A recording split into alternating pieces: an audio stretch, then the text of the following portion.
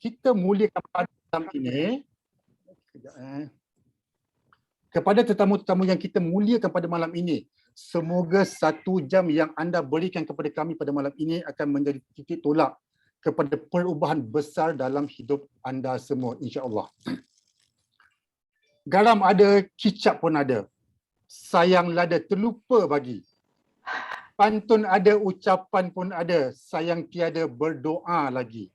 Bagi memberkati majlis kita pada malam ini, saya mempersilakan saudara Abdul Rahman bin Abdul Jabbar untuk membacakan doa. Dipersilakan. Bismillahirrahmanirrahim. Assalamualaikum warahmatullahi wabarakatuh. Al-Fatihah. Bismillahirrahmanirrahim. Alhamdulillahirabbil alamin. Bismillahirrahmanirrahim. Maliki yaumiddin. Iyyaka na'budu wa iyyaka nasta'in.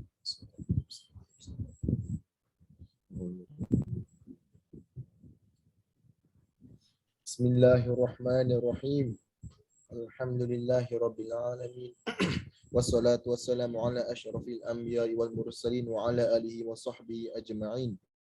Ya Allah, rahmatilah dan kurniakanlah kesejahteraan ke atas Muhammad Rasulullah sallallahu alaihi wasallam dan salawat yang dapat melapangkan rezeki kami dan menjadikan baiknya akhlak kami dan curahkan kesejahteraan atas keluarga dan para sahabat kami. Ya Allah, ya Karim, sesungguhnya pada hari ini kami berkumpul kerana-Mu ya Allah. Kami berkumpul untuk mengisi keredaan-Mu dalam seluruh hidup kami. Kami berkumpul untuk bermusyawarah dan memajukan lagi perniagaan takaful kami, ya Allah. Ya Allah, ya Mujizal Barakat, berkatilah usaha-usaha kami. Mudah-mudahan dengan usaha-usaha kami ini, perniagaan kami terus cemerlang, gemilang serta terbilang. Dan agensi takaful kami disegani dan dihormati. Dan tim kami ini berjaya di dunia dan di akhirat. Ya Hayyu wa ya Qayyum ya Zal Jalali wal Ikram. Ya Allah, kurniakanlah kepada kami kekayaan ilmu pengetahuan dan berkatilah ilmu yang Kau kurniakan itu. Hiasilah diri kami dengan sifat lemah lembut dan muliakanlah kami dengan ketakwaan dan indahkanlah diri kami dengan kesihatan. Allahumma rabbana atina fid dunya hasanah wa fil akhirati hasanah wa qina adzaban nar. وقنا عذاب النار وقنا عذاب النار وصلى الله على محمد وعلى آله وصحبه وسلم والحمد لله رب العالمين. Amin. Amin, amin ya rabbal alamin. Terima kasih kepada saudara Abdul Rahman atas doa tadi. Jadi sebelum kita melangkah lebih jauh dengan pada acara kita pada malam ini, suka saya ingatkan beberapa perkara bagi memastikan kelancaran majlis kita pada malam ini. So yang pertama saya menjemput semua orang kalau boleh on your camera. Okay, sebab dia akan memberikan satu semangat kepada speaker kita pada malam ini untuk memberikan perkongsian yang sangat hebat, kan? Sebab bila dia tengok muka-muka kita tersenyum, kita memberi orang kata respon kepada perkongsian mereka, insya-Allah mereka pun lebih bersemangat, jadi dia lebih impactful presentation mereka nanti. Dan yang kedua, saya minta semua orang tolong mute. Dia kata orang terbalik, kan? Dia off camera, dia pergi unmute dia punya mic. Saya minta terbalikkan on camera, mutekan mic kalau anda tak bercakap. Okey, supaya speaker kita dapat fokus kepada perkongsian tu, tidak ada gangguan nanti. Dan yang ketiga, sesi soal jawab insya-Allah kita akan buka selepas tamat perkongsian speaker yang kedua. Bukan speaker pertama, speaker kedua habis baru kita akan buka untuk sesi soal jawab. Pada waktu itu mereka yang nak bercakap, yang bertanya boleh unmute. Dia tak dengar tadi. Okey, tolong mute. Okey. Jadi semasa sesi soal jawab, mereka yang nak bertanya tu boleh unmute-kan mikrofon mereka. Walau bagaimanapun, sepanjang tempoh majlis pada malam ini, anda bebas untuk bertanya soalan melalui ruang chat. Maknanya anda boleh menaikkan soalan. Katakan lepas ni speaker pertama tengah-tengah bercakap, anda ada soalan, anda boleh type terus. Takut terlupa, anda ataupun segan nak bercakap nanti, anda boleh type terus dan insya-Allah speaker kita akan menjawab melalui chat ataupun secara lisan pada akhir acara nanti. Jadi tanpa melengahkan masa, saya ingin memperkenalkan speaker kita yang pertama pada malam ini. Okey. GM Ahmad Humaizi bin Maknur adalah graduan ijazah undang-undang dari Universiti Islam Antarabangsa Malaysia. pada tahun 2001. Boleh agak umur dia berapa. Kan? Yang senyum tu, itulah dia. Okey. Beliau mempunyai pengalaman kerja selama 10 tahun dalam bidang undang-undang dan sumber manusia sebelum mengambil keputusan drastik untuk meletakkan jawatan dan menyertai syarikat Great Eastern Takaful sebagai penunding takaful pada tahun 2012 secara sepenuh masa. Dia tidak main, GM Muhammad Umaisi tidak main, orang kata part time ke full time, dia terus full time. Okey. Dan pada waktu itu dia meninggalkan pekerjaan sedia ada yang menawarkan gaji yang lumayan.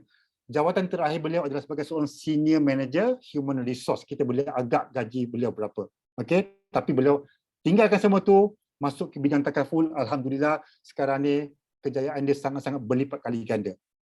Okey, 5 tahun di dalam industri ini beliau mendapat kenaikan pangkat ke group manager pada tahun 2017 dan menjenamakan agensi di bawah kepimpinannya sebagai Alhambra Group.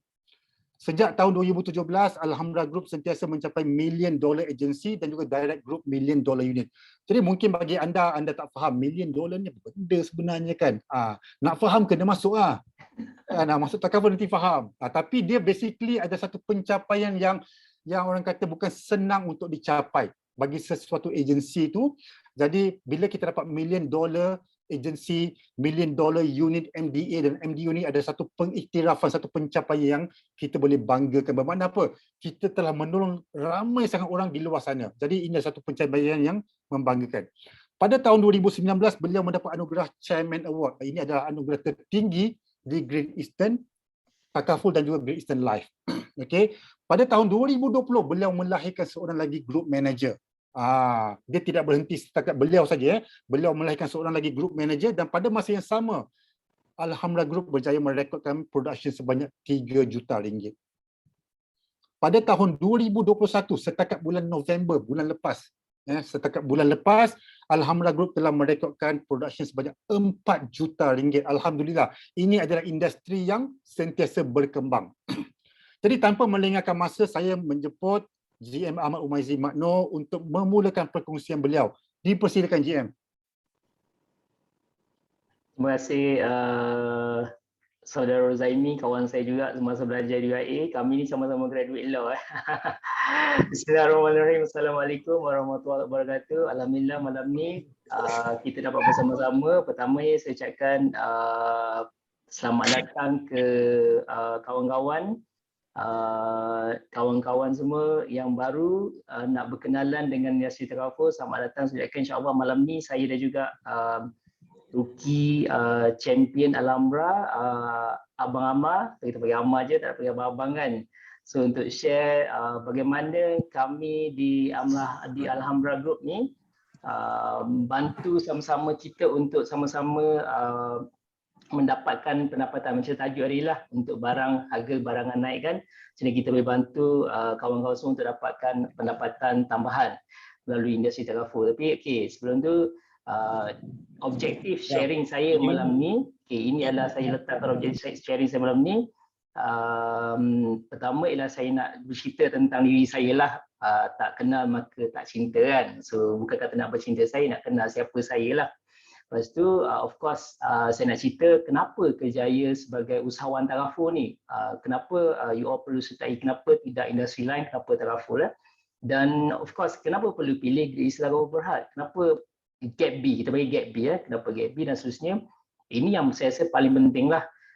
Kejayaan seorang ejen tu sebenarnya dia adalah berkait dapat kepada diri dia dan juga bagaimana agensi ini membantu. So bagaimana agensi Alhambra ni bantu bimbing anda untuk berjaya dekat Great Eastern Takaful Berhad. So inilah sebenarnya perkongsian saya, hopefully kita sama-sama boleh manfaatkan malam ni lah insya-Allah. Okey. Kejap okey. Pada tahun kisah dia saya rasa saya percaya semua orang bila kita berada dalam semasa belajar kan, kita tak ada sebenarnya macam nak terfikir aku nanti aku nak jadi seorang ejen takaful kan. So saya percaya memang jarang lah. In fact sekarang ni pun macam lebih kurang saya bila cakap dengan anak saya pun macam tak ada sebenarnya terfikir. Jadi itulah sebenarnya saya juga sebenarnya suatu masa dulu macam bila belajar, saya belajar dalam bidang undang-undang. Bila saya belajar dalam undang-undang, jadi macam saya belajarlah, saya kira first batch dekat UIA ni yang masuk kampus. Saya tengok sini kampus tak siap lagi kan. So masa ni tak pernah terfikir pun sebenarnya jadi seorang perunding ataupun ejen takaful lah sebenarnya. Okay, so graduate law tahun 2001, kalau ikutkan umur tak perlu kira lah, sekarang umur saya 44 tahun. Dan bila saya bekerja dalam bidang, saya sempat bekerja dalam bidang litigation di industry court beberapa tahun, dan saya masuk ke corporate sectors. Dan kemudian saya fikir saya nak sambung belajar sampai peringkat PhD, tapi of course ber-PhD saya buat master lah. 2010 saya graduate master di dalam bidang Master of Human Resource Management sebab saya nak specialist dalam bidang human resource. 2010 tapi kalau tengok kat sini 2011 saya resign. So maksud dalam selepas setahun je saya complete master degree, master HR management. Sepatutnya 2012 ni sebenarnya plan saya nak buat PhD. In fact saya dah apply pun untuk grant yang government bagi untuk orang yang kerja kan. Tapi 2011 saya decide untuk resign. Ada turning point yang sebenarnya saya decide untuk resign. So ini adalah saya punya business card lah sebenarnya. Bekerja dulu, bekerja ditakdirkan, syukurlah ditakdirkan saya bekerja dalam bidang yang baik-baik kan. So dapat pengalaman, bekerja di Malaysian Employees Association ni memang saya bertindak sebagai seorang berkatakan litigation lah sebab saya defend employers, represent employers dekat industrial court, juga labor court. Kemudian saya berhijrah ke corporate sectors lah, ke Friesland Gambina, Dias lepas tu RHB Bank dan Standard Chartered Bank. Kalau tengok kat sini, tengok kat sini saya dalam masa 2001 sehingga 2011 beberapa employer. So boleh tengok saya, jiwa saya sebenarnya adalah seorang yang memang tidak boleh tak setia dengan satu-satu pekerjaan kan, sebab berpindah-pindah randah kan.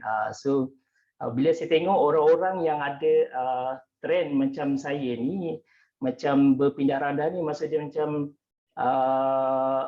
ada possibility kita rasa macam kita nak cari job satisfaction dekat somewhere else kan. So itulah saya sebenarnya, saya sentiasa tak puas hati.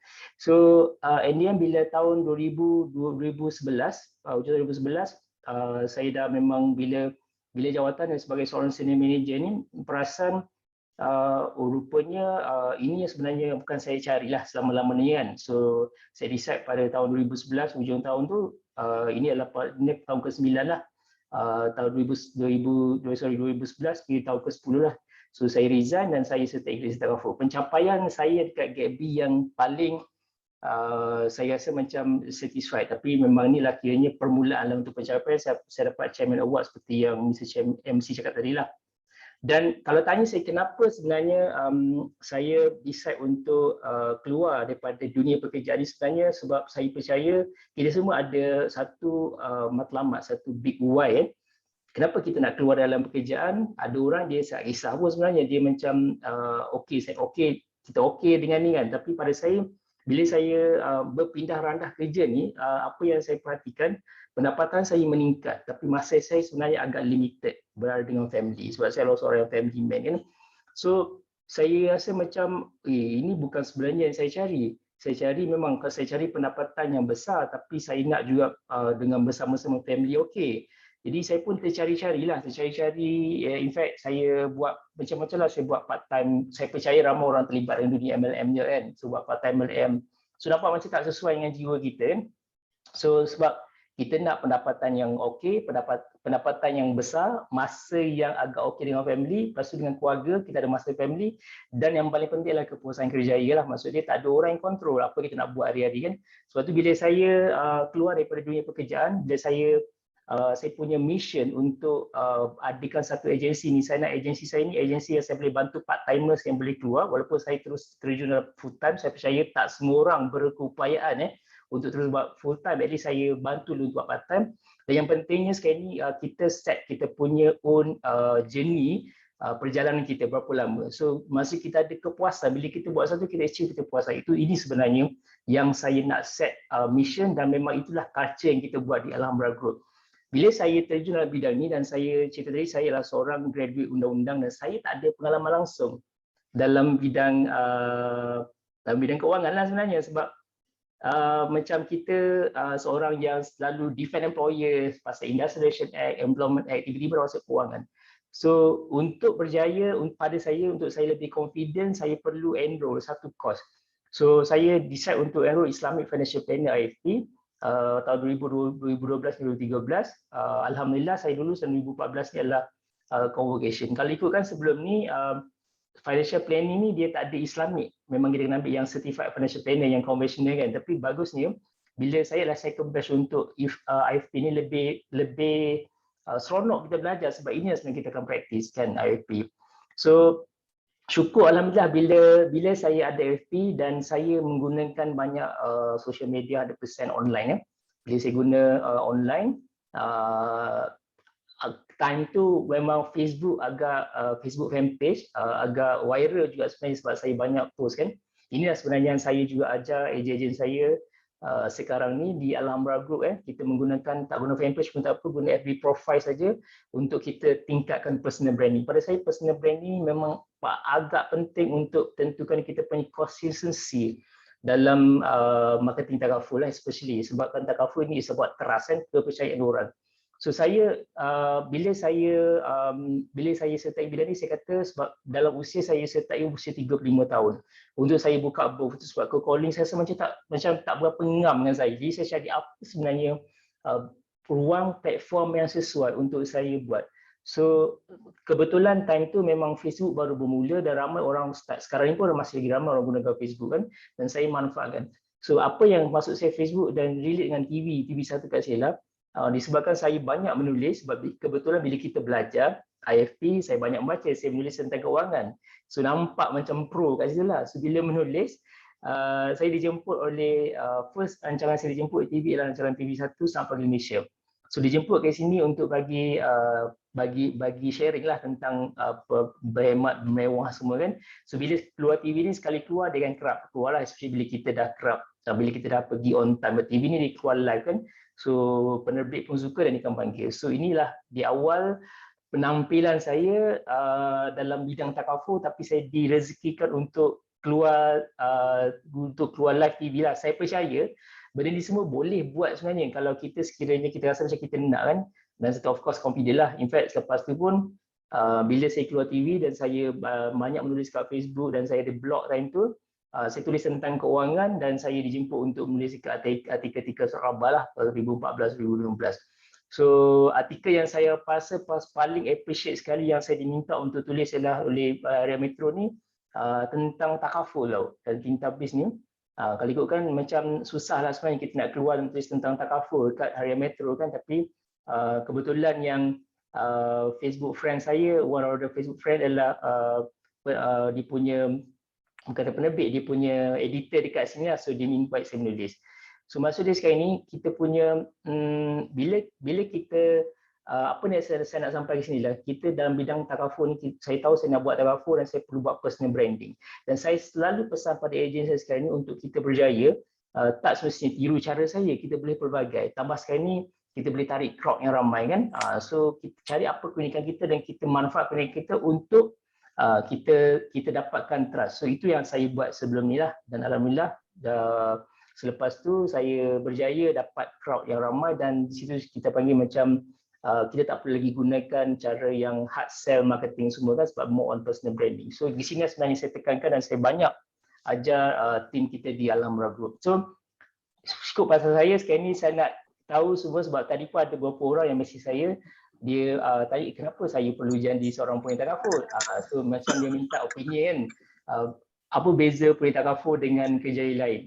Okay, so basically kalau ditanya saya, penyanyi takaful ni sebenarnya dia bila berlaku COVID pandemic last year, banyak industri affected, dan industri of course dari takaful pun affected. Dari segi hikmah kebaikannya ialah ramai orang sedar tentang kepentingan takaful. Dan yang paling kita orang paling happy lah, saya memang dah mengadaptasikan online marketing. Tapi sebelum ni dari segi company ni dia belum lagi dari segi online submission, dia tak fully 100% online.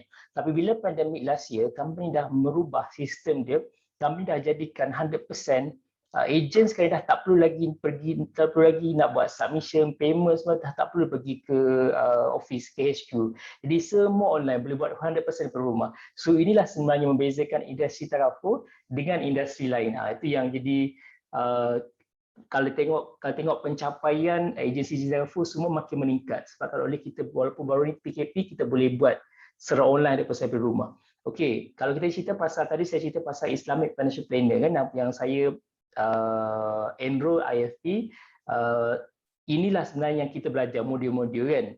So kita cerita pasal takaful, part takaful adalah one part of the Islamic Financial Planning. Maksudnya kalau ikutkan banyak part lah Islamic Financial Planning kan, dia sama seperti financial planning yang biasa, tapi beza kita ialah kita ada beza utama dari segi penyucian lah. Tapi untuk takaful, kita dispat dalam pyramid ini, kita dalam protection, perlindungan. Bila kita cakap pasal merancang keuangan, kita of course kita menghasilkan harta wang, lepas tu kita ada simpanan kan, lepas tu kita perbelanjaan, dan seterusnya ialah ini ada segi perlindungan lah. Perlindungan ni memang penting untuk semua orang aware, semua orang tahu, dan ramai orang sebenarnya di-ignore perlindungan, dia terus jam kepada pelaburan. So itulah sebenarnya yang berlaku dalam masyarakat sekarang ni kan. Okey. Kalau ditanya apa sebenarnya membezakan jadi pasal penyucian kan, so kita ada sistem, kita ada zakat. So dari segi pendapatan kita buat purification penyucian. So ini berbezakan dengan financial planning. Pembahagian dari segi kalau berlaku kematian sistem faraid semualah. Tapi kita dari segi sini kita dari segi perlindungan. Dan dari segi konsep dan untuk kita fokus kepada takaful itu sendiri, bagaimana kita sebagai seorang pemerintah takaful kita boleh manfaatkan apa yang kelebihan kita ni untuk bantu orang lain. Kan bantu orang lain maksudnya kita bantu dari segi orang menyediakan plan hibah takaful. So kita selalu dengar sekarang ni kan ejen takaful sebut tentang hibah takaful. So hibah adalah memberikan hadiah kepada seseorang yang kita namakan, menomini sebagai pemberi hadiah. Bagi contoh sekarang ni kita berikan hadiah kepada seorang suami bagi hadiah kepada isteri. Sebab isteri dalam sistem faraid, isteri hanya dapat hanya 1/8 saja daripada harta. Jadi untuk appreciate isteri, suami bagi hibah takaful 100% lah. So kita ada plan, memang plan kita plan untuk manfaat kematian by default memang hibah takaful. So seterusnya yang menjadi takaful ni semakin hot sejak dulu lagi ialah kalau sebelum ni bila bicara pasal takaful tentang hibah takaful ataupun kematian, tapi sekarang ni ada medical card. Maksudnya waktu hidup pun kita boleh menggunakan medical card. So untuk fasiliti medical card ni boleh gunakan di hospital swasta. Sebab tu hospital swasta bercambah banyak sekali sebab kalau boleh ramai ada plan medical card kan. Lepas tu kita boleh juga manfaatkan keupayaan kita ni untuk bantu dari segi income replacement. Mengambil contoh, income replacement ialah kalau sekiranya berlaku kematian. So kita menyediakan satu plan, satu protection untuk family dari segi menggantikan pendapatan untuk isteri dan anak-anak, dan juga kalau sekiranya orang tu berlaku sakit kritikal, so ada critical illness benefit yang boleh menggantikan pendapatan. So ini sebenarnya kita boleh bantu orang. So dari segi kalau katalah testimoni sendiri, kalau ikutkan saya ni baru saja berada dalam industri takaful pada orang dah 20 tahun kan. So baru saya join 2012, so 2021 39 tahun. Dah banyak sebenarnya yang saya boleh bantu orang dan juga tim tu boleh bantu orang kan. Dan saya ambil klaim yang paling tertinggi lah, saya bantu dari segi medical card. Bagusnya plan Great Eastern Takaful ni kita ada medical card coverage tahunan yang tinggi kan. Mengambil contoh yang ni, klien saya ni klien saya sendiri dia hanya bayar 150 sen saja plan medical card standalone, tapi coverage dia adalah 1.32 juta setahun. So selama 43 hari dia di hospital, bil dia sebanyak 468,000, hampir setengah juta hampir setengah juta. Tengok dia berada di ICU. Ini baru saja sebenarnya last year, di admission pada 4 Disember 2020. Di admit ini sebabkan dia dia ada komplikasi kencing manis. Dia baru je ambil medical card ni 2 tahun, dalam 2 tahun 3 bulan 4 bulan. So kena kencing manis, kemudian komplikasi manis, dan inilah dia punya bila masuk ICU lama, orang tanya kenapa mahal sangat, ini memang gimmick hospital, sebenarnya tak. Sebab tengok kat sini berapa hari ICU dia sebanyak 38 hari kan. So memang lama sebenarnya. So dia sekarang ni bed dia sampai setengah juta. Ini medical card lah. Lepas syukur alhamdulillah bila dia keluar sekarang ni sihat, masih boleh bekerja macam biasa kan. Lepas tu tuntutan hibah kematian kita memang dah banyak sangat claim berjuta-juta, claim biasa-biasa kita tak tunjuk lah kat sini. 1 juta, maksud dia ni real benda yang kita bagi kepada family real. Bayar bulanan sebenarnya tak sampai pun berapa. So kalau cakap daripada mana datangnya duit sebanyak ni, macam bayar sikit tapi dah dapat berjuta-juta. Ini sebenarnya contribution yang diberikan oleh peserta-peserta lain yang dari segi menderma kontribusi setiap bulan. So bila berapa kematian kita bantu orang yang meninggal. So ni baru riset baru terbaru Oktober 2021, Oktober 2021 kat sini dia punya claim untuk claim kematian sebanyak 1 juta. 1 juta. So kisah dia, orang ni baru dia mencarum sebanyak dia mencarum RM235 sebulan pada bulan Jun tahun lepas. So dalam masa 7 bulan mencarum, dia meninggal disebabkan oleh kemalangan kan. Sebelumnya kemalangan, family dapat 500,000 dan additional 500,000. Dibayarnya 235 sebulan. So tak cukup setahun. So maksud ini memang real claim. Ada sebenarnya claim. Lepas tu bagaimana claim critical illness? Critical illness saya cakap pasal berkenaan dengan income replacement kan. Critical illness kalau diagnose kita cover 45 jenis critical illness. So kalau sekiranya kena salah satu critical illness, dia kalau dapat compensation dapat sebanyak RM600,000 lah, digunakan sebagai untuk income replacement. And okay. Jadi sekarang ni kita bantu orang kan, kita ada kelebihan kita sendiri yang kita boleh bantu orang, dan kita sebenarnya juga bantu diri kita untuk jana pendapatan. So apa yang kita nak cerita kat sini ialah malam ni dalam industri ni kita adalah seorang entrepreneur. So sesuatu saya tengok tadi, bila tengok kembali kepada saya punya business card yang banyak tadi kan, dalam masa 10 tahun saya bekerja beberapa company kan.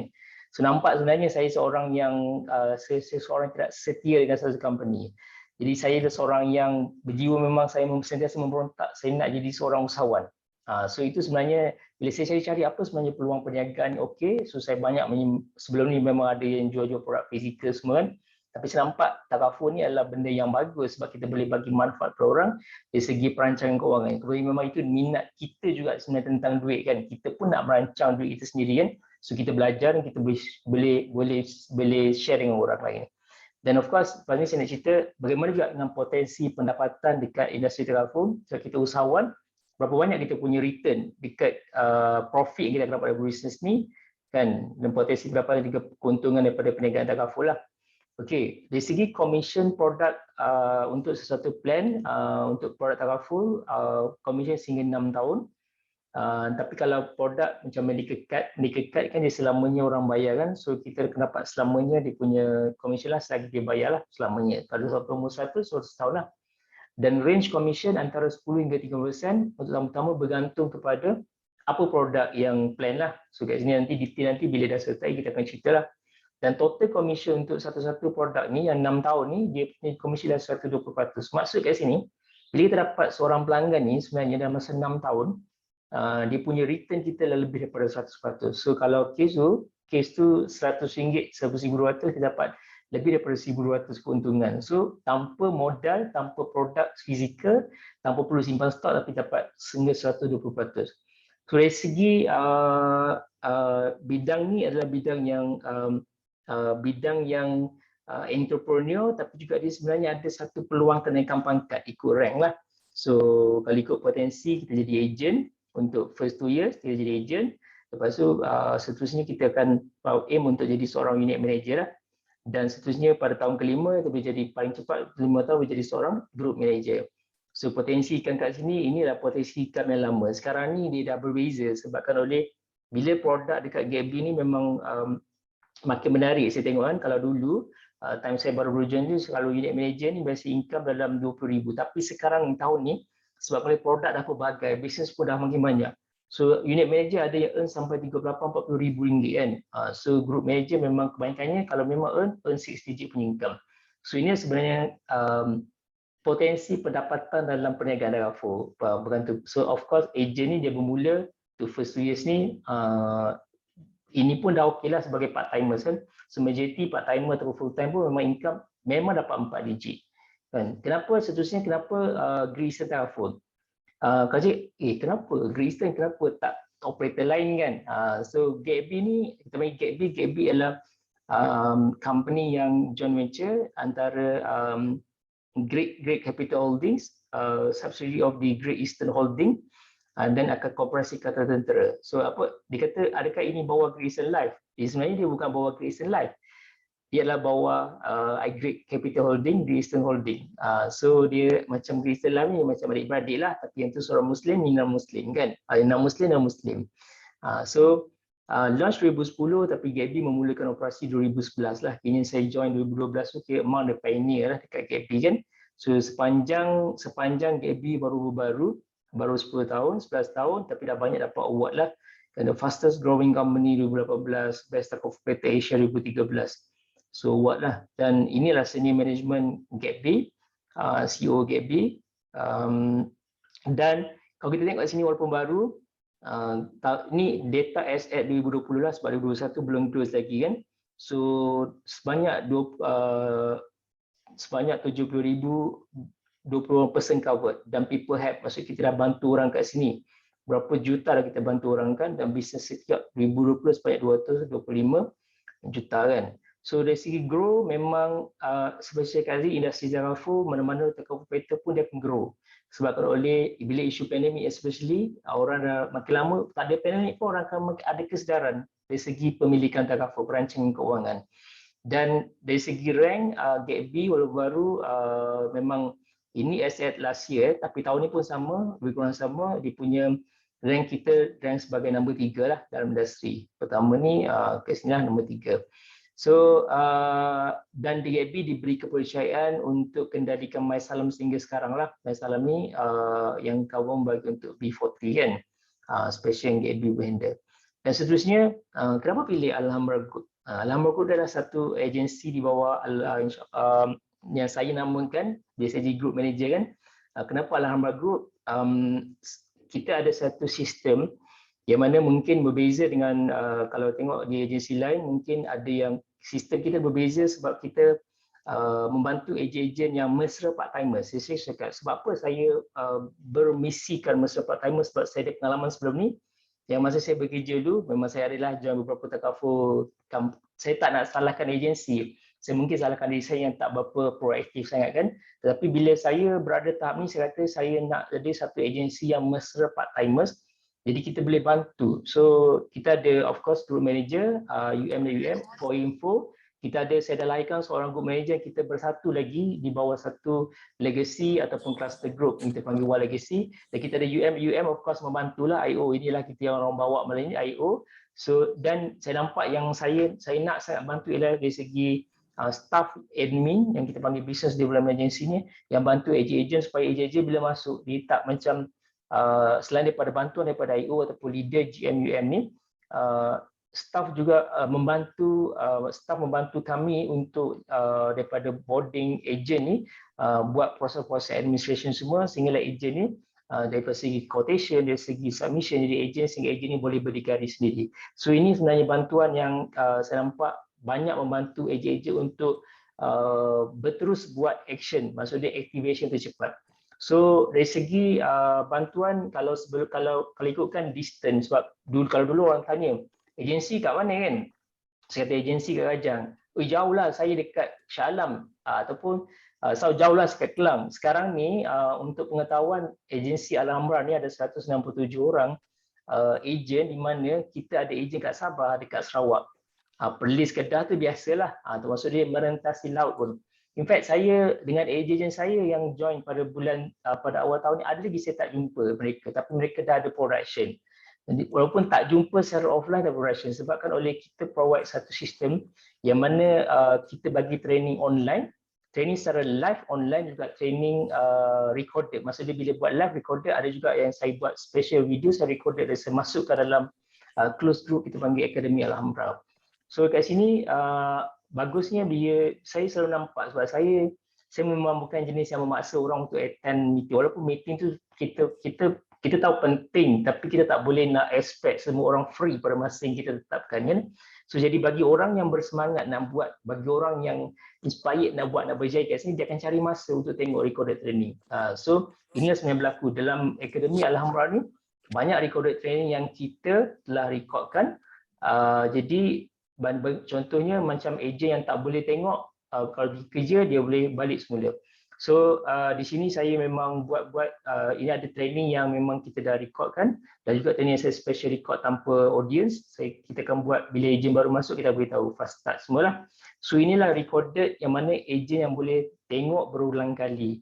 Dan kita juga kalau ikutkan training memang dah lengkap lah, dia punya topik memang dah lengkap. Jadi siapa yang nak bermula dia akan tengok terus. So saya akan bagi tahu mana yang tengok. Dan kita juga ada, of course, ada juga yang training yang live training bagi ejen baru. Jadi ejen baru boleh belajar jugalah daripada tengok sini.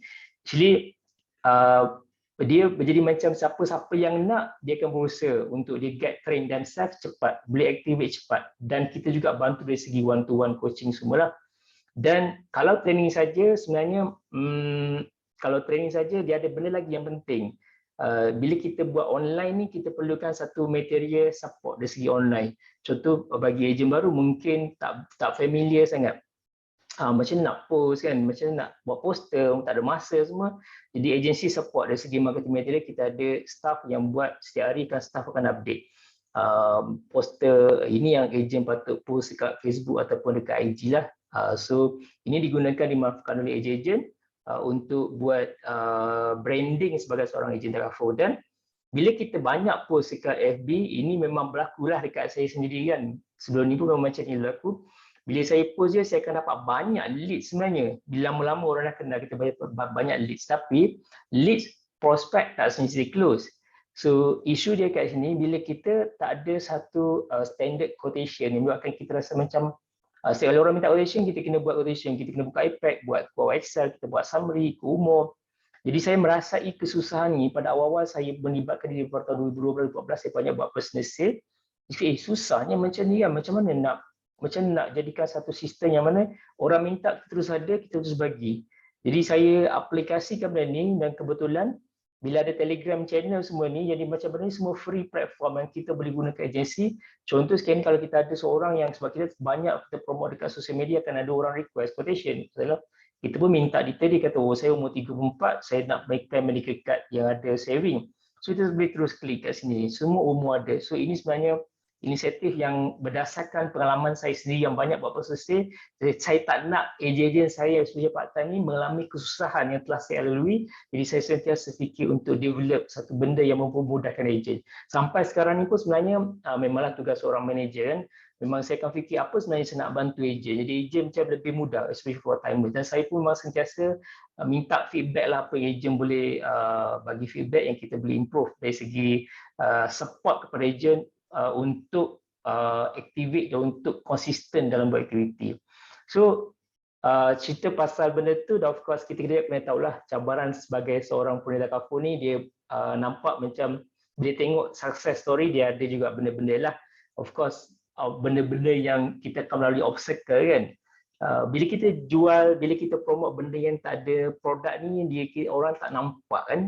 Berbeza kalau kita jual produk fizikal, produk macam iPhone semua kan, benda-benda fizikal lah orang nampak, jual t-shirt nampak. Tapi ni dia lebih kepada paper, kita present, dan ada e-fact, sekarang ni certificate pun tak ada buku e-certificate. So betul orang trust kita. So jadi sekarang ni isu utama yang saya selalu tekankan adalah how to gain trust from kita punya surrounding saja sebenarnya. Kita tak perlu pergi jauh pun, just surrounding macam ni, orang nak trust kita sebagai seorang yang Takaful. So ini sebenarnya yang kita selalu terapkan. So kita kena build kita punya trust element daripada surrounding kita. So of course kita nak trust, dapatkan trust daripada orang, kita kena trust diri kita sendiri. Sebab tu dia akan jadi satu kesusahan bagi seorang untuk didapatkan kepercayaan orang kalau dia sendiri tak percaya pada diri yang dia boleh buat dari industri ni. So ini saya percaya kalau orang tu dia dah exam, dia akan trust, oh aku boleh buat sebenarnya kan. Lepas tu, of course kita kena percaya tentang isu-isu masalah kewangan. Ini semua kita tahu dan kita foresee sebenarnya benda berlaku. Cuma kita take for granted yang delay kan. So sebenarnya ini sebenarnya jadi isu masyarakat kita lah, bahkan dia orang lewat ambil takaful. Dan kepercayaan terhadap risiko selalunya yang berlaku sekarang ni ialah kita akan anggap yang kena risiko bukan aku tapi jiran aku, orang sebelah rumah aku kan. So aku ni tak kena. So ini yang cabaran kita lah nak menjaga tugas. Jadi di ibarat kita nak menciptakan benda yang baik ni, saya selalu tengok contoh zaman-zaman Rasulullah nak berdakwah kan, sebab kita lah part of the Islamic financial planning juga kan, muamalat. Sebenarnya ni bukan senang tau, kita nak menciptakan kebaikan. Jadi akan ada objection, tapi gila banyak kita berjumpa orang, insya-Allah kita ada potensi untuk ada orang akan mendengar kita. So ini ibarat satu jihad lah sebenarnya, sebab takaful ni kalau dulu orang tak suka Islamic insurance conventional kan, memang itu adalah rejection utamalah. Insurance conventional kita tahu benda tu elemen non-insurance compliance. Sekarang ni jadi takaful, masih lagi takaful ni kadar penetration dia memang rendah. So jadi tak ramai lagi orang yang sertai takaful. So jadi sekarang ni ada satu perjuangan bagi seorang ejen takaful, bukan sahaja untuk meningkatkan martabat industri takaful ni sendiri. Maksudnya martabat ni maksudnya segi cakap orang tak pandang serong lah seorang ejen takaful ni kan. Maksud ini buat satu ada kerjaya yang bagus. Kita juga kena mengajar orang tentang Islamic financial planning. So ini sebenarnya satu tugas dan satu peluang yang amat besar untuk kita sama-sama belajar. So kalau tengok kenapa sebenarnya kadar penebusan takaful ni memang rendah. Sebab of course ada pun yang takaful tapi tak ramai yang betul-betul serius untuk belajar. Masuk takaful dia just macam okeylah, aku buatlah sekarang, jadi macam tak ada inisiatif untuk belajar. Sebab tu saya provide satu platform yang daripada FB Group tu, bila kita kalau nak belajar, kalau dulu susah kan nak belajar, kena jumpa one to one, kelas, kadang-kadang leader pun tak ada masa, tak sempat. Jadi sekarang bila ada video recorded tu, at any time, at our own free time, kita boleh dengar berulang kembali apa sebenarnya yang kita boleh belajar. Jadi kita boleh tingkatkan keseriusan kita dalam industri lah, kan, kurang ilmu pengetahuan. Dan tugas kita macam saja tadi, kita adalah seorang da'i, kan, seorang perunding kan, perunding seorang da'i pejuang. So kita kena kental lah, of course kita sebagai warrior. So ini sebenarnya kenapa penembusan masih rendah, sebab oleh kurangnya elemen-elemen ni dalam. Sebab tu saya nak melahirkan seorang yang betul-betul kental, seorang yang betul-betul berjuang dalam industri ini, insya-Allah. Kan? So kami semua perlukan, kami di Amra perlukan anda. Dan untuk pengetahuan, agensi ni agensi yang ada pelbagai range umur, ada bukan sahaja lelaki, perempuan pun ada. Kita ada orang muda, kita ada orang yang umur 28, 29 akan naik pangkat. Kita ada orang umur 44, 45, 48. Kita tak boleh discriminate age kan, sebab semua orang sebenarnya boleh berjaya as long as dia ada apa, dia ada desire. So semua orang berjaya, sebab kalau dulu saya selalu cakap orang muda ni ada potensi, sebenarnya tak. Orang muda, orang tua sama saja, jangan risau. So jom sertai kami di Al-Amra Group, dan insya-Allah kalau ikutkan bisnes lain mungkin susah untuk sertai dari segi qualification, dari segi modal, tapi untuk takaful ni sebenarnya senang. As long as ada SPM, lulus 5 subjek saja, dah boleh enroll untuk exam lah, exam takaful basic examination. So far exam jarang orang fail lah, sebab saya hari ini pun ada orang dapat B lagi. So memang boleh katakan 98% yang enroll for exam ni akan lulus, walaupun kita tak bagi official training pun untuk exam, sebab kita bagi modul just baca modul. Saya selalu cakap jangan hafal, kita just faham, sebab exam dia adalah daripada common sense. Dan yuran untuk exam ni sebenarnya rendah saja, RM80, plus kita punya yuran untuk Malaysia Takaful Association RM30 lah. So total hanya RM100 saja untuk sertai di industri takaful. So hopefully malam ni ramai yang terbuka daripada pandangan saya secara ringkas ni untuk sertai industri takaful ni. Dan saya rasa cerita saya ni secara asas saya nak juga bawakan seseorang yang saya rasa patut bagi testimoni malam ni, yang mana orang ni sebenarnya baru join tahun ni dan pernah attend DOP pada bulan Jun, dan surprisingly pada usia beliau yang muda, remaja sangat, dia boleh buat takaful. Nanti tahulah umur dia remaja sangat kan. dan dia boleh dapat dah 150,000 sekian besar lah, dia dah qualify untuk trip ke luar negeri Dubai. So memang saya amat kagum sangat dengan beliau kan. Itu saja perkongsian daripada saya. Kalau ada persoalan nanti boleh tanya, nanti saya reply lah, dan seterusnya saya back dari MC. Okey, terima kasih GM Muhammad Umaizi atas perkongsian yang sangat padat. Yang sangat padat. Saya cuma nak petik satu yang tadi GM kata pasal commission tu kan, is between 10 and 35%. Okey, kita sebagai agent atau you all bakal agent sebenarnya you boleh anggapkan commission tu as a discount untuk you all. Okay, so kalau kata saya bagi contoh lah, kalau kata orang yang lelaki lah berumur 30 tahun, dia jadi agent malam ni. Okay, kalau dia tak jadi agent, untuk dia buat hibah sebanyak RM1 juta, dia kena bayar monthly sebab RM269. Tetapi kalau dia jadi agent, dia hanya bayar sebulan RM174 sahaja sebab dia ada diskaun 35%. So selain membantu orang, kita pun boleh membantu diri kita, membantu keluarga kita untuk mendapatkan perlindungan yang sepatutnya. Jadi sekarang kita move to the next speaker. Okay, saya nak menjemput saudara Amar Ubadah Muhammad Ali, top rookie agent Alhamra Group year to date. Okay, maknanya setakat hari ini beliau adalah top champion rookie agent di Alhamra Group. Beliau juga merupakan champion rookie agent nationwide. Maknanya satu Malaysia ni beliau adalah champion pada bulan November yang lepas, bulan lepas. Okey. Bukan calon-calon orang. Amar merupakan lulusan sarjana muda dari Washington University dalam bidang kejuruteraan elektrikal dan mempunyai pengalaman bekerja selama 26 tahun. Mungkin ada di kalangan kita kat sini ni, umur kita pun baru 26 tahun. Amar dah bekerja selama 26 tahun. Kan? Maknanya apa? Maknanya masa anda lahir dulu, dia mula bekerja. Okey, seperti anda semua pada malam ini, Amar ni dia menghadiri sesi takaful business opportunity sharing. Sama macam anda. Dia join yang T-Boss yang dilakukan, yang dianjurkan oleh Alhamra Group pada bulan Jun 2021 macam yang tadi GM beritahu, sebelum beliau membuat keputusan untuk menyertai bidang takaful secara separuh masa. Dia bukan buat full time dah berumur kan. Orang kata tapi nak buat secara part time, bukannya full time.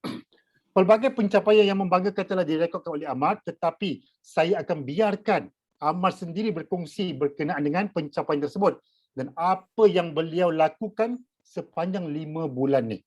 Jadi tanpa membuang masa, saya mempersilakan top rookie agent Alhamra year to date, saudara Amar Ubadah Muhammad Ali, untuk memulakan perkongsian beliau. Silakan.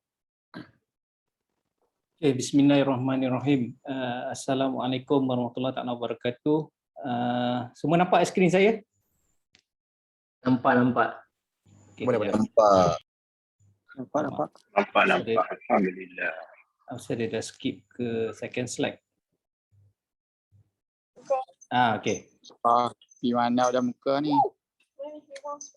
Okay, seperti yang dikongsikan tadi daripada GM Ahmad Umaizi dan MC, betul saya masih muda lagi lah. Kejap Okay. Dan kami semua bernaung di bawah agensi Alhamra Group. Saya tak perlu lagi perjelaskan lagi, tadi GM Maizi tadi dah ni. Okay, sedikit sebanyak sebelum kita mulakan, saya perkenalkanlah diri saya sendiri.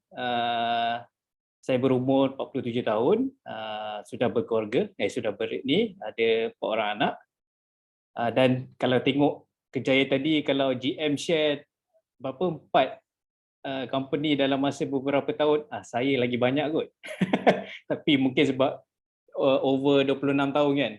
So saya bermula kerjaya saya di hujung 95, tu saya tak letak dalam list ni. So ni kali ni saya ambil screenshot saya daripada LinkedIn ni. So saya banyak bekerja dengan syarikat telekomunikasi lah, senang cerita, itu background saya. Sekarang ni masih bekerja bersama satu company, satu local company. Dan actually ada panjang cerita dia. Dalam ni ada juga masa yang saya tidak bekerja. So pada suatu masa tu, daripada account manager di Metro City ni, saya diberhentikan kerja sebab company tutup.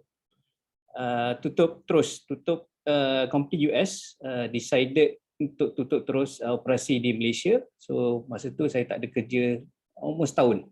Habis duit apa tu, kira pada peringkat tu rasanya gaji pun dah 5 digit, dah 5 angka. Tapi terus hilang begitu saja. Tak bekerja selama setahun kot. Dan kemudian banyak buat consultation saja bersama kawan. So akhirnya kawan tu ajak join dia dalam ni business social. Sejak tu saya masih di situlah. So pada Jun tahun lepas, kenapa dia ke belakang? Okey.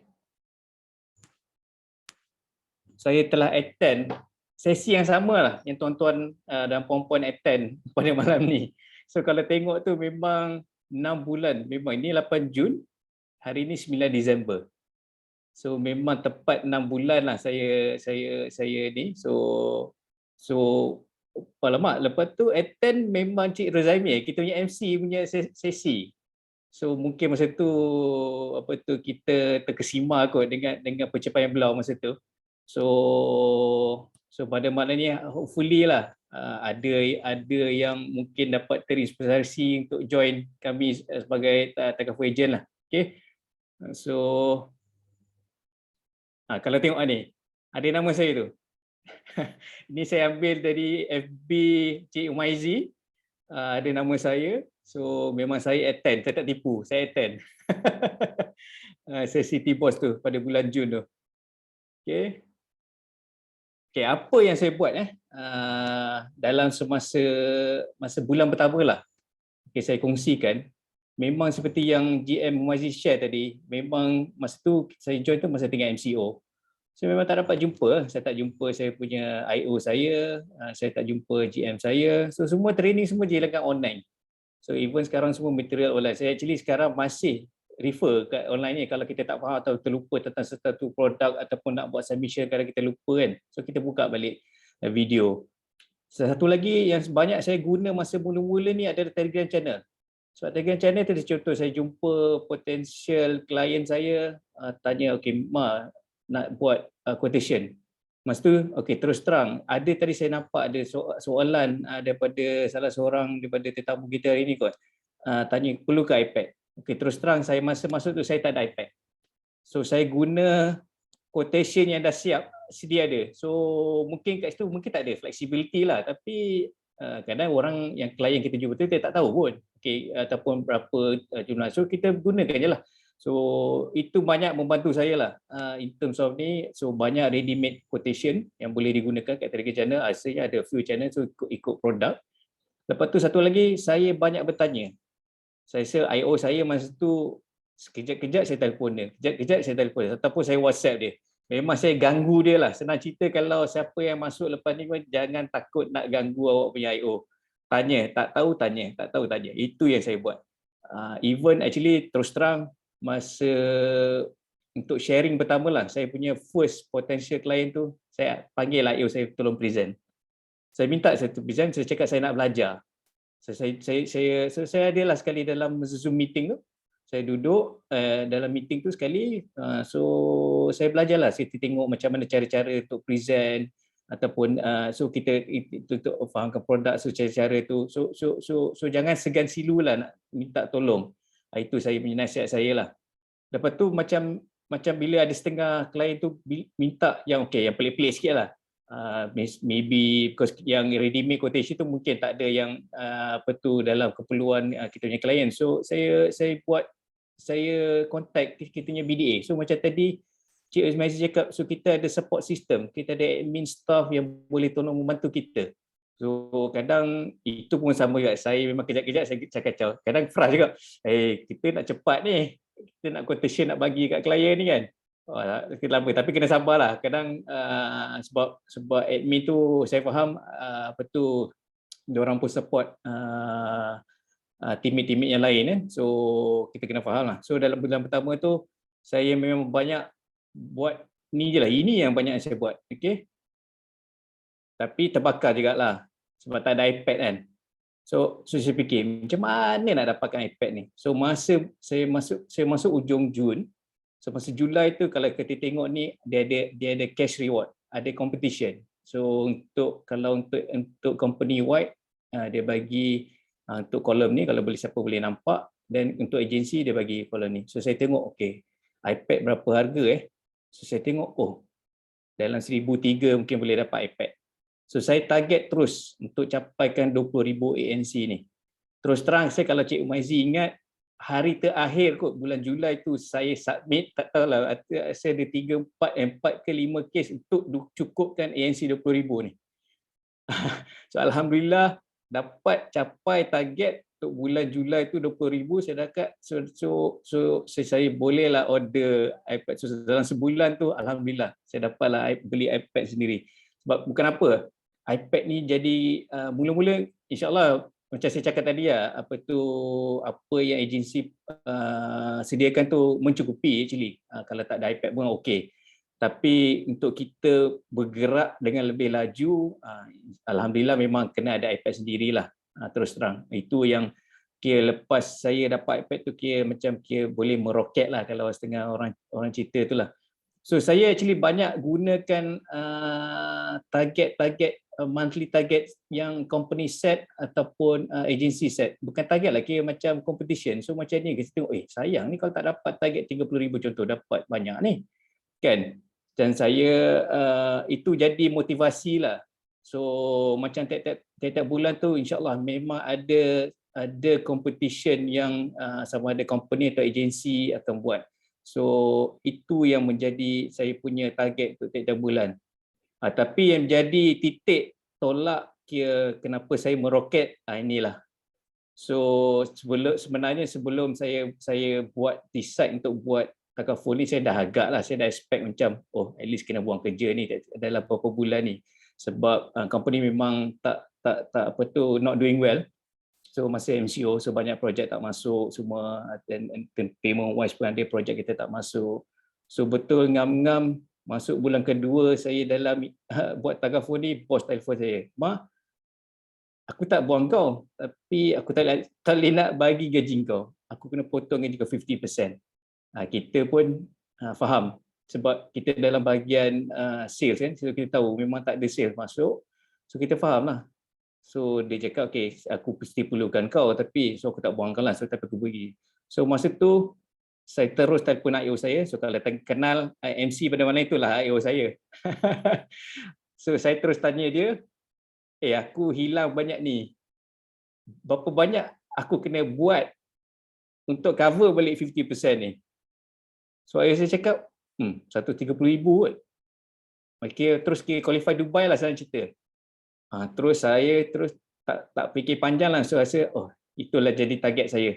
So masuk bulan kedua tu, bulan ketiga tu alhamdulillah bulan lepas saya dah achieve lah. Yang mana yang saya hilang gaji 50% ni, alhamdulillah ni maksud saya masih buat part time alhamdulillah saya dapat balik cover balik gaji saya hilang 50% tu. Tapi tu jadi titik ni lah, kira point of no turning back lah, kira saya terus kita jalan terus lah. Kita tak ada ni kita walaupun kita buat part time tapi kita buat serius. So apa yang buat saya untuk untuk capai yang 130,000 tadi target yang saya letakkan tadi kan, nak capai itu saya ada jumpa leader saya masa tu. Alhamdulillah pun kita dah boleh start berjumpa orang. Saya jumpa GM, saya jumpa IO saya jumpa leaders dalam kumpulan saya yang berjaya. Kita jumpa orang berjaya. So kita tanya apa rahsia diorang. So jangan segan, jangan malu untuk bertanya. Itu je dia punya rahsia itu. Lepas tu kita cubalah praktikkan. So macam saya memang initially memang kita tak boleh jumpa orang, so kita buat posting di FB dengan IG. Macam saya kerja part time, saya memang menggunakan sepenuhnya lah. So macam Facebook tu saya guna Facebook pages. So maksudnya Facebook pages ni advantage saya boleh schedule kan. So tak kacau lah dengan saya punya ni. So saya selalu hari Ahad tu saya dah schedulekan untuk beberapa hari punya posting. So saya akan set untuk pagi dan petang posting. Posting tu kadang kita tak ingat pening kepala pun. Kita boleh tengok page orang-orang lain yang berjaya, so kita dah kenal. So macam saya banyak copy daripada Encik Maizi, saya punya IO, cerita ni apa yang perlu saya share. So itu. So memang masa mula-mula tu orang start akan tanya kepada kita, Mah, kau buat takaful ke? So itu jadinya ni. So maksudnya kita kena beritahu. Kita dah start, contohlah kalau lepas ni you all sign up kan, janganlah diam. Beritahu orang. Cakap kalau sama ada part time ke, kita beritahu, kita share, kita beritahu cakap, aku buat takaful sekarang. Kalau kau nak ni boleh lah, boleh aku boleh share. So itu so memang initially dalam sebulan dua tu ramai orang yang bertanya dan yang mengambil betul perlindungan takaful dengan saya lah melalui approach tu. Tapi ada certain point tu kita akan rasa alamak diam. So maksudnya itu kita reaktif lah. So maksudnya kita menunggu kan. Tapi itulah bila saya bertanya dengan yang orang lain yang berjaya dalam kita punya group kan, alhamdulillah dia cakap ada lagi cara lain. So macam ni saya tukar ni. Mana bila klik tu saya tukar approach saya tukar kepada proaktif. Maksudnya saya approach seorang-seorang. So saya hantar WhatsApp. Cuba kalau tengok kita punya phone book kan. Ramai rasanya kawan-kawan kan. Kita WhatsApp je diorang. So ada yang kalau ada yang blue tick, tak apalah, kita faham lah, mungkin dia tak ready lagi atau mungkin dia dah ada perlindungan takaful kan. So kita jangan risau lah. Tapi kita terus tanya. Kita tanya orang lain, kita tanya orang yang seterusnya. InsyaAllah akan ada yang reply. Itu yang saya dapat lah ni. So macam ni, macam saya tadi saya beritahu, saya memang masih buat part time. So saya set 1 jam 1 hari lah, sejam. Sehari tu saya set dalam pukul, ni saya tipu sikit saya buat 11 sampai ke 12 sebelum lunch time dia actually. So mana yang betul-betul bekerja mungkin boleh buat time lunch time lah. Saya buat 11 ke 12. Saya kenapa 11 12 selalu orang time 11 12 ni dia akan buka dia punya phone macam masa rehat dia orang lah. Macam dah penat kerja kan. Apa 11 ni time tu lah actually setengah kat office, nama kat office tapi buka FB, buka WhatsApp. Selalu saya dapat ni lah. So saya set pukul 11 ke 12 tu saya akan hantar WhatsApp pada ni. So saya hantar WhatsApp tu, saya cubalah. Kadang tu culas juga. Tapi kalau boleh saya cuba hantar 10 ke 20 WhatsApp satu hari. So kadang kita boleh follow up untuk esoknya. So mungkin dia tak reply hari ni, mungkin 2 hari nanti baru dia reply. So maksudnya setiap hari tu insyaAllah akan ada aktiviti. Lepas tu saya ni old school. So kalau tengok tadi saya punya experience bekerja tu ada yang daripada sales semua kan. So dulu memang tak suka lah buat benda ni, tapi benda ni yang banyak membantu saya. So saya buat tracker. So mana yang saya dah keluarkan quotation tu, saya akan letak nama diorang. Bila saya share quotation seberapa, so mana yang dah close tu, okay, alhamdulillah saya letak close lah. So mana yang masih pending, saya letak lah, mungkin alasan dia mungkin cakap saya nak cakap dengan rumah dulu. Okey lah, tak apa. So nanti kita follow up lah. So kita set masa untuk follow up. So kita tengok list, kita balik tiap hari. Kita tengok macam ni dalam tracker ni saya letak besar nombor 130,000 tadi yang saya perlu capai kan. So tiap-tiap hari saya tengok nombor tu. Saya tiap-tiap hari tengok berapa lagi persen perlu saya capai. Untuk bulan ni berapa persen saya perlu buat. Ataupun kita set smaller target. Itu yang target yang besar tadi kan. So tapi saya set juga smaller target tu yang macam competition tiap-tiap bulan tu competition. Saya cuba capaikan lah. So macam bulan lepas tu entah macam mana ada last 2 bulan tu dia company GetB buat competition dua kali dan sebulan tu 2 kali. So setengah bulan satu dengan hujung bulan satu. So yang masa yang bulan pertama tu bulan Oktober tu saya tak capai yang first half month tu. Saya frustrate jugalah. So ada masa tu apa tak ingat apa yang saya ni speaker, saya tak dapat speaker. Frust. Tapi second half tu alhamdulillah saya dapat yang kerusi ni .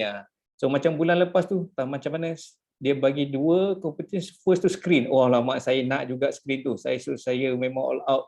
Alhamdulillah capai. Dan second half tu DJI Osmo tu pun alhamdulillah saya capai. Tak sangka tak secara langsung terus jadi champion nationwide. Itu memang tak sengaja lah. Cuma sebab kita set target, small target. Kita jangan set yang big target. Tapi bila kita capai yang small target ni, insyaAllah yang bigger target tu akan tercapai secara automatik lah. Itu yang saya buat. Itu yang saya so far, alhamdulillah sepanjang 5 bulan ni,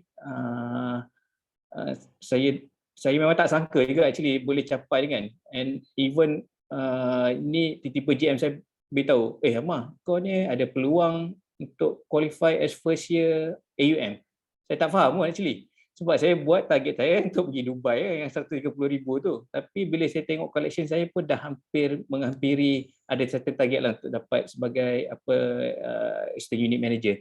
So untuk bulan ni saya kan dah achieve target, okey kita boleh relax lah, goyang kaki sikit lah. Tengok nampak ada lagi target yang kita boleh capai lah. So bila kita set semua target tu, insya-Allah kita ini saya tak cerita lagi pasal grand Y lah, macam ni big Y saya lah. Big Y tadi saya memang untuk cover gaji saya yang saya hilang tadi kan 50%. So tu jadi the driving factor lah. So saya tak pasti kalau kawan-kawan lain macam mana kat luar tu. So, macam tadi macam kita punya topik tu, macam mana kita nak tambah pendapatan kita kan masa time pandemik kan, time barang naik harga. So macam saya memang bukan barang naik harga, gaji mengepotong So kat situ je dah jadi macam tak apa lah. Kita cuba, kita tak boleh nak mengharapkan ni kan. Ni saya pula at stage dah malas lah kita nak pindah randah company lain. Kita dah tak ada, kita macam insya-Allah saya target next year kalau dapat pendapatan macam sama sekarang ni, kita buat full time lah. So saya punya target macam tu je lah. So memang kalau cakap nak pindah ke company lain memang tak ada. Ada juga dapat offer hari tu. Tapi saya cakap saya dah penat nak buat benda yang sama lah untuk dah 26 tahun ya. Kita dalam industri ni, so macam tak apalah, kita buat benda lain yang lagi so far bagi saya kepuasan dia memang lain sikit lah. Senang cerita. So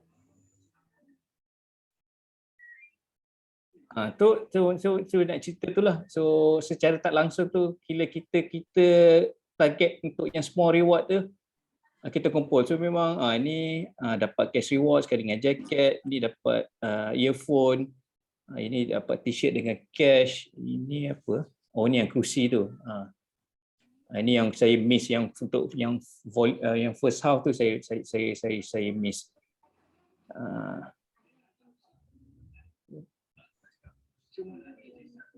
Seterusnya ini pun tak disangka-sangka, macam saya cakap tu, saya target tu 130,000 tu.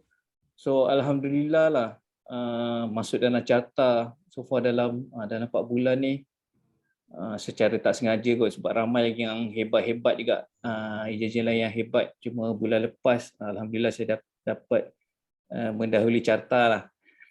Daripada potong IO tengok je dia jeling je kan.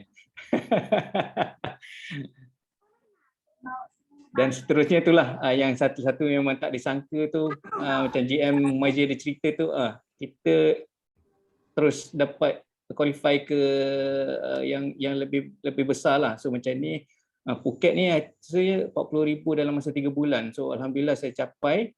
So yang ni untuk tahun ni, so yang mana ejen lain yang masa start awal tahun tu memang dia setahun lah. Tetapi saya dalam masa 5 bulan tu alhamdulillah saya dah capai untuk ke Dubai lah.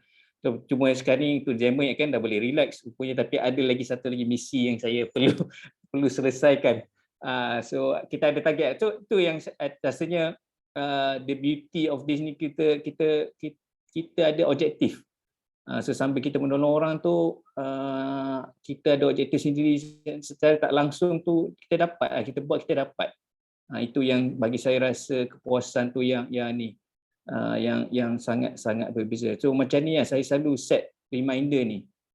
Saya selalu tekankan, saya selalu ingatkan, saya kena ingatkan yang bisnes ni actually untuk memberi tau. Maksudnya kita memberi, kita menolong orang, membantu keluarga orang lain untuk dapatkan perlindungan takaful. InsyaAllah yang terima ni Allah akan tentukan.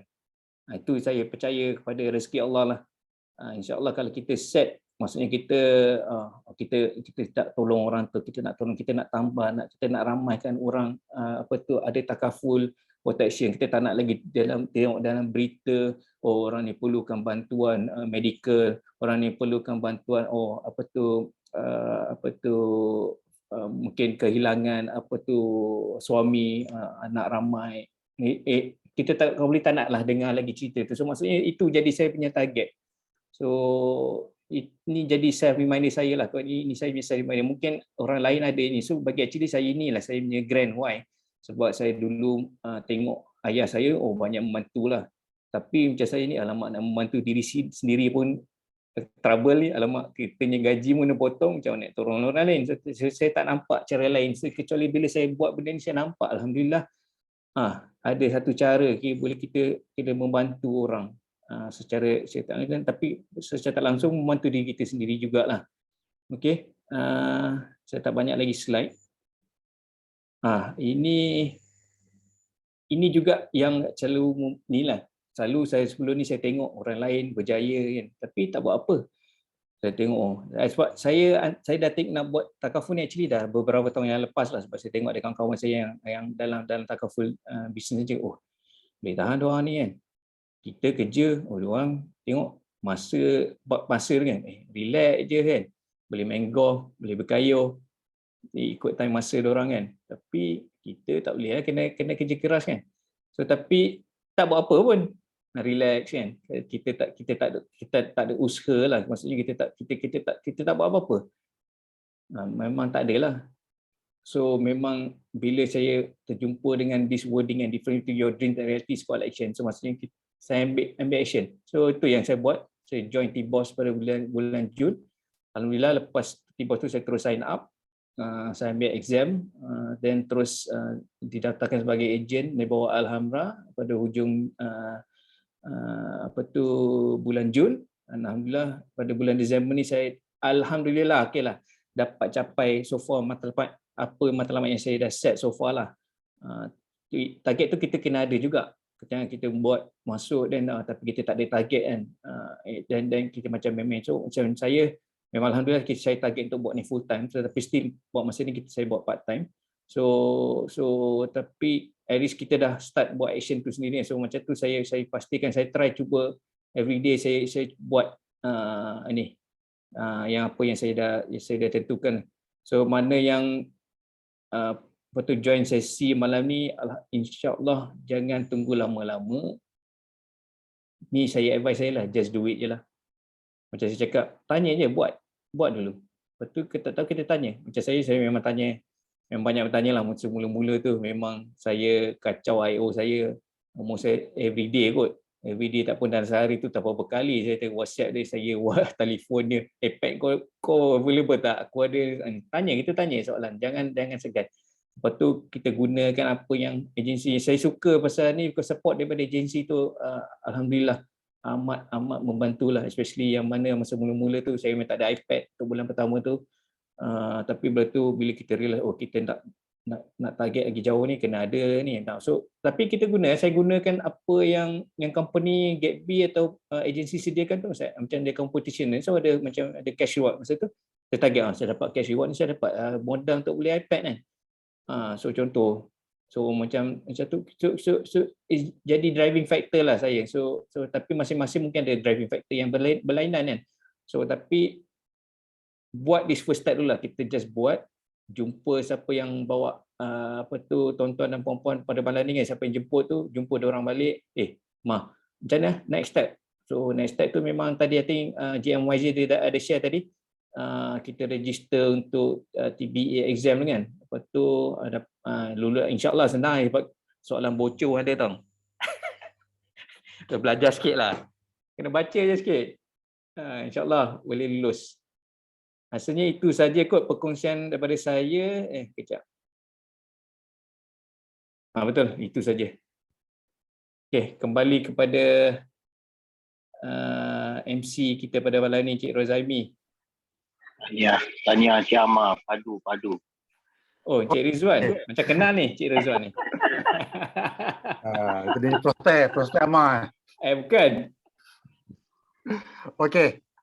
Terima kasih Amar atas perkongsian yang sangat jitu tadi. Kan, jadi anda dah tengok kenapa Amar boleh jadi champion. Kan, Amar boleh jadi top rookie agent dan champion nationwide. Kan, maknanya apa yang dibuat, benda tu tak mustahil boleh. Cuma yang membezakan antara Amar yang dulu dengan Amar yang sekarang, kan, the difference between the old Amar and the new Amar is action. Amar lepas dia join T-Boss bulan 6, dia ambil tindakan dan alhamdulillah sehingga ke hari ini pencapaian dia masih lagi, orang kata draftnya masih lagi menaik. Alhamdulillah. Okey. Jadi saya berharap perkongsian oleh GM Ahmad Humaizi tadi dan juga Top Rookie Agent Amal Ubadah dapat memberikan gambaran jelas tentang kerjaya sebagai seorang penulis takaful dan bagaimana anda juga boleh berjaya bersama kami insya-Allah. Jadi saya nak orang kata nak summarizekan sedikit. Jadi kerjaya sebagai penulis takaful ni bermakna tugas kita tak lain tak bukan adalah membantu orang ramai. Saya pasti semua orang malam ni, kita ni adalah manusia-manusia yang suka membantu orang. Nampak orang susah kita bantu. Tetapi kadang-kadang bila berlaku sesuatu musibah, kita kata kita tak boleh nak membantu lebih. Kita sekadar berdoa. Paling kuat kita kata get well soon ataupun kau kena kuatkan semangat. Kita boleh sekadar berkata-kata. Tetapi bila kita menjadi seorang penulis takaful, kita banyak boleh membantu dari segi banyak. Maknanya tadi GM Humaizi tunjuk contoh macam mana dia membantu klien dia untuk membayar bil. Kan kalau dia tak approach klien tu, kalau klien tu tak ambil, siapa nak bayar RM468,000 tu? Kan? Jadi ini semua tugas kita sebagai seorang penulis takaful. Jadi kerjaya ini juga bermakna tugas kita tak lain macam saya kata membantu orang ramai. Seperti yang apa Amar katakan tadi, perniagaan takaful ni adalah perniagaan yang memberi, bukan perniagaan yang menerima. Kita kena fokuskan kepada kepentingan prospek ataupun klien kita. Jadi sekarang saya buka ruang soalan kepada tetamu-tetamu kita pada malam ini. Kepada yang mereka yang ingin bertanya, sila unmute. Sekarang boleh unmute. Okay, sila unmute. Tolong perkenalkan nama anda dan terus bertanya soalan kepada speaker kita. Silakan. Saya buka sekarang kepada anda. Ada siapa nak bertanya boleh unmute sekarang. Tadi saya tengok ada beberapa soalan di chat room. Saya nampak kini ada yang dah dijawab. Mungkin sementara kita nak tunggu soalan yang daripada kita punya ni. Mungkin GM Humaizi tadi dia jawab ada soalan daripada Hafizi Hassan. Berapa target dan KPI serta tempoh untuk capai bagi setiap ejen kekal jadi ejen? Tadi GM kata target kutipan setahun 18,000 saja, new business dan renewal untuk tahun pertama. Mungkin GM boleh elaborate sedikit apa maksud new business, apa maksud renewal?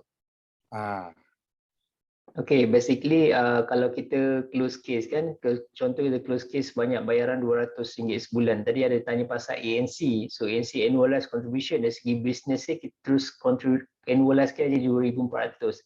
Tapi bagi tujuan kutipan ni, macam tanya commission tadi kan, actual kutipan. Mana company akan bayar commission berdasarkan kutipan lah. Kalau kutipan kita RM200, so company bayar sendiri 200 darab 35%. Dan untuk collected kutipan 18,000 tu diambil kira daripada tahun pertama, 12 bulan pertama kutipan ni dikira sebagai untuk kota bagi maintenance. So sebenarnya 18,000 tu sebenarnya jumlah yang terlalu sedikit dah. Kalau kita convert pada commission, 18,000 tu sebenarnya kalau dapat commission adalah 35%. 18,000 darab 35% baru RM6,300 kan. Maksud dia kalau RM6,300 untuk tahun pertama. Maksudnya kalau orang yang betul-betul achieve, orang yang qualified ni, dia income lebih kurang sebanyak RM500 sebulan. So memang achievable lah untuk memang tak membebankan sangat bagi ejen yang bergerak secara tak agresif, secara buat slow-slow pun boleh sebenarnya untuk maintenance contract. Okay, thank you. Ada soalan-soalan lain? Boleh unmute. Jangan malu, jangan segan. Ini peluang anda. InsyaAllah kalau ada peluang kita orang kata bertanya pada malam ini, kita kadang-kadang kita ni di persimpangan dilema. Kan?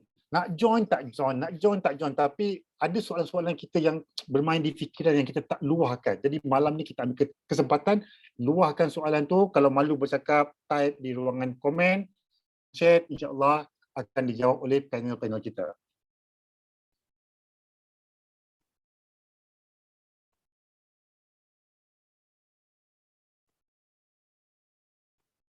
Ada soalan? Soalan-soalan yang selebihnya tadi di chat tu ada yang tanya nak kena ada iPad. Saya rasa yang tu Amar dah jawab tadi. Okay. Saya sendiri pun masa saya join saya tak ada iPad. Tapi bila janganlah kata bila tak ada iPad pun boleh, jadi tak boleh iPad. Sebab bila kita ada iPad ni dia punya semangat tu lain macam.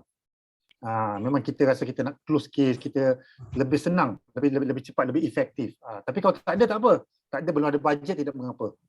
Kita ada BDA, kita boleh tolong selesaikan segala urusan kita. Assalamualaikum. Nak tanya soalan? Warahmatullahi wabarakatuh. Boleh silakan. Saya suka income. Boleh ceritakan sikit tak? Dalam setahun pertama ataupun 2 tahun pertama, berapa range income yang boleh kita peroleh daripada bisnes takaful ni? Itu je. Okey, terima kasih Abdul Rahman. Income sebenarnya bagusnya industri takaful ni kita set at our own pace of income. Sebab tu kalau siapa-siapa nak join, saya selalu tanya, macam contoh Amal tadi kan, Amal tanya I.O. Rozaini, apa yang dia perlu buat untuk dia achieve income. Tapi generally sebab tu agak susah, ada macam agent yang dia nak income 10,000 untuk tahun pertama, dan kita kan set lah nak 10,000 sebanyak ni. Tapi generally secara kita punya normal bagi ejen yang contoh kalau achieve yang terik Dubai ataupun memang income boleh dapat tahun pertama dah 5 hingga 7,000 ringgit kan. So itu memang normal lah, tapi biasanya tahun kedua. Sebab tu bila orang yang betul-betul naik pangkat unit manager, memang dia akan boleh achieve income sebanyak 11 hingga 12,000. So inilah normal. Itu bagi ejen yang bergerak lah, tapi bagi ejen part time, sebab tu saya cakap macam tadi, untuk maintenance contract, dia just maintain dapat sebanyak yearly income sebanyak 6,000, maksud RM500 sebulan. RM500 sebenarnya dah cukup banyak sebenarnya untuk seorang part timer untuk additional income kan. So bergantung pada siapa-siapa berminat. Of course, first thing first adalah sebelum kita bergerak, kita kena tahu perjalanan kita ni, kita nak laju, kita nak slow, bergantung depends. So kita kena discuss sama, jadi kita tak adalah macam kecewa dan kita kecundang di pertengahan. Betul. Jadi yang bestnya pasal industri takaful ni, income kita tentukan. Tiap-tiap bulan dapat increment. Kan? Kalau kita di pejabat tu, income kita bos yang tentukan, syarikat tentukan, tapi di takaful ni kita yang tentukan. Ya. Ada soalan lagi satu ni. Ada kata sini, ada daripada Iskandar, dengan COVID yang melanda, adakah market takaful akan mengecil atau habis suatu hari nanti? Siapa nak jawab? Saya sebenarnya seronok sebab bukan seronok suka atas musibah berlaku, tapi atas hikmat. Sebab bila Allah datangkan suatu ujian ni, dia ada orang dapat musibah, ada orang dapat hikmah kan. So alhamdulillah, syukur bila tengok potensi perkembangan agensi takaful di SAU lah, Malaysia di sendiri. Semua takaful operator ada growth, memang growth. Cuma berapa banyak growth tu bergantung pada how aggressive they are lah. So alhamdulillah kita dekat Grayson Takaful memang grow, dan agency wise sendiri pun grow. As month to date, last month kita grow sebanyak 65%. Dan makin walaupun situasi ni dia grow, sebab apa tahu? Sebab saya nampak sini kesedaran orang terhadap financial risk planning itu semakin tinggi. So kalau kata memang industri ni insya-Allah dia tak akan mengecil, tak akan mengecut, sebab kita sentiasa ada penetration rate yang saya share tadi baru 15 to 20% kan untuk Muslim, memang ramai lagi. In fact kalau let's say kalau dah ramai pun, kita sentiasa ada kelahiran baby setiap tahun. So baby ni memang sentiasa perlukan perlindungan, bukan saja baby. Parent pun kalau dah ada baby, dah ada tanggungan, parent pun nak tambah protection dari segi dengan protection, hibah. So memang sentiasa meningkat lah. So dari situ saya percaya memang protection, financial risk planning secara full memang sentiasa berkembang. So Great Eastern ni, of course Great Eastern Takaful dia telah melalui proses berkhatan pada tahun 2010. So dia dah sebab tu sekali tugas-tugas ejen ni untuk jadi seorang dai memberitahu Great Eastern sebenarnya kalau kita tengok dari segi kita tengok mualah-mualah ni dia lebih Islami daripada orang-orang yang lahir secara Islam kan. So kita jadi lebih seorang Islami lah sebenarnya. Dia dah berproses dekat 2011. Dia dah convert. Dia layan anak Muslim. Alhamdulillah. Okey, jadi yang tu dah menjawab soalan yang tadi. Soalan sama ada Great Eastern Takaful ni adalah patuh syaratnya ataupun tidak. Ada soalan ni, AG buat offline prosperity. Basically sebelum ni kita mix offline dengan online. Kita ada juga buka booth ke hospital. Tapi sejak pandemik ni kita memanglah sejak daripada dasi kita tak ada lagi buat offline. Sehinggalah nanti dibenarkan kembali untuk buka booth, kita akan buka lah. So sebab for the time ni belum lagi lah kita akan buat aktiviti, tapi kita akan buat seperti sebelum ni. Memang kita sentiasa ada, almost every month ada buka booth di tempat-tempat lah. Okey, ada soalan lagi tu. Next TB exam date bila? Assalamualaikum. Waalaikumsalam. Okey, saya Cik Rizwan lah, Cik Muhammad Rizwan. Saya adalah rakan kalau dia bawa pada market. Dah kenal lama. Cuma saya ingin bertanya, saya ni dah lama dah tanya saya, tapi saya daripada agensi lain. Dan saya telah hantar resign daripada agensi yang lain tu untuk join ASG ni. Adakah boleh atau tidak? Itu pertanyaan saya lah. Okey. Untuk soalan pertama lah. Terputus-putus. Terputus tadi sebab saya rasa saya faham soalan tu. Encik Rizwan ni dah di agensi lain, so nak resign nak masuk ke AHG, betul Cuma nak tahu agensi lain tu di Great Eastern ke ataupun di luar Great Eastern? Luar Great. Oh, luar Great Eastern. Nak berhijrah dari Eastern. syarikat lain ke Great Eastern lah. Ya. Okey. So mungkin GM boleh jawab soalan pertama dulu. Kalau di luar Great Eastern senang je, as long as dapat removal daripada MTA tu dah diregister, takaful operator tu boleh terus join Great Eastern takaful lah, tak ada masalah. Senang je proses dia. Yang pentingnya kena resign lah daripada takaful operator yang sekarang ni kan. Okey, maknanya kita tunggu surat daripada approval daripada agensi lama lah. Betul, daripada takaful agensi lama lah untuk dia. That's why kena submit proper resignation, nanti dia orang bagi dan boleh join terus. Okey. Ada soalan kedua ke? Tadi kata soalan pertama. Belum lagi.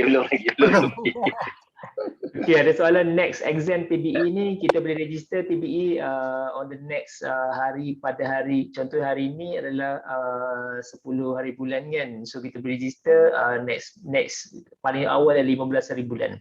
Dan TBE memang dibuat pada hari bekerja saja, kita ada cuti. Dan TBE bagusnya lah online, tak perlu pergi dekat exam center. Itu yang bagusnya takaful daripada exam TBE sampailah segala-galanya memang online.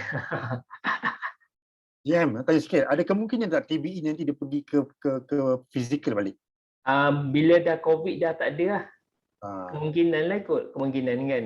So kita tak tahu bila lagi lah kan. Kena ambil sekarang lah. Betul. Produk apa yang mudah dapat prospek? Sebenarnya very subjektif, bergantung pada siapa prospek kita. Kalau prospek kita, dia sebenarnya semua produk bukan mudah dipasang pada prospek. Kalau kita tahu apa kita nak touch hot button of the needs of the prospect atau keperluan the prospect sendiri. Tapi generally kita boleh tengok bagi orang-orang muda umur 20 hingga 30-an ni dia suka medical card kan, sebab dia rasa dia lambat lagi mati. Tapi 40-an ni dia terasa ramai dah kawan aku tiba-tiba ni kena heart attack, boleh saya kena ambil ibal lah.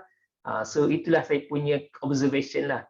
Tapi basically once kita tahu hot button needs, memang senang nak terus kan. So next tu saya ucapkan tahniah lah kepada Rina kan. Dia buat daripada rumah je. Relax je rumah. Saya pun tak pernah jumpa Rina personally. Dia selalu bertanya dalam group. Dia dapat RM500 dah sebulan sekarang kan. Baru je join sebenarnya, less than 6 months. Okey lah untuk part timers kan. Okey, ada soalan lagi. Sekarang dah 10.38. Kalau saya bagi lagi, mungkin soalan terakhir lah. Soalan terakhir.